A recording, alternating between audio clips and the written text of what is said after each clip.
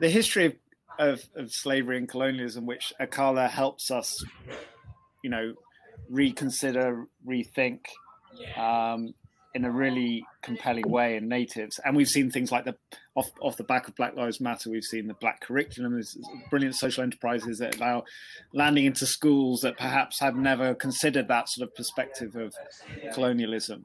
Where are you at right now in terms of your sense of like hope for the education system? Are you like, actually we are seeing change happen? Obviously, I know you're focused in business and leadership, but are you through your children and other things you're seeing in society, are you hopeful that a new story of our history is starting to weave its way into our education? Yeah. So one of the ways I look at it is I think education is so much bigger than schooling, and how we learn and how we access stuff is so much bigger than that. And a lot of young people are accessing information through TikTok, Insta, Snap, and all the rest of it. So when I look at my girls and they're talking about short 5-minute videos that point people in a direction to start a bigger conversation, it is by using those tools. But it's also being able to get a sense of deeper reading, because as I say to my girls, don't come with me with this too long didn't read bullshit. Go in there and read the stuff and really, really understand what it is. But also don't see it as a binary.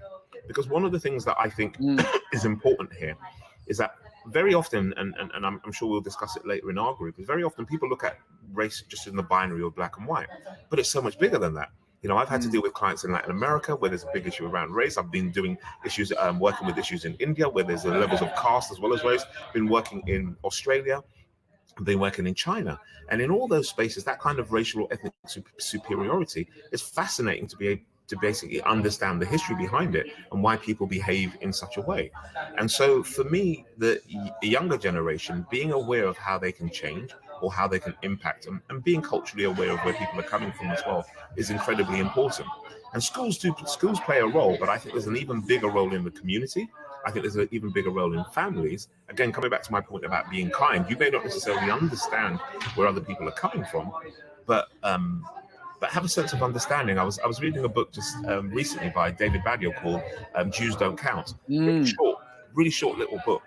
And I live in quite a strong Jewish, there's a very high percent in a place called Radlett in Hertfordshire with it's 38% of Jewish population.